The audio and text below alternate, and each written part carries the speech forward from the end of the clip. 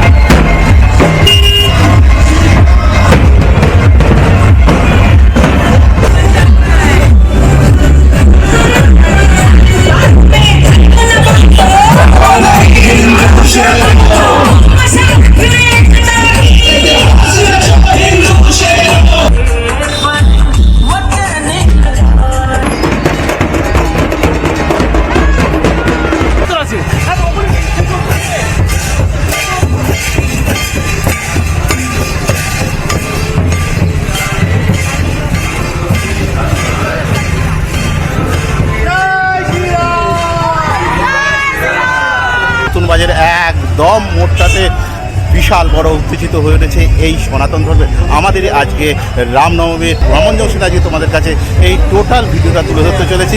আজকে চলে এলাম একদমই দমদম ক্যান্টনমেন্টের শেষ পথে, যেটা হচ্ছে প্রমোদনগর মোড়।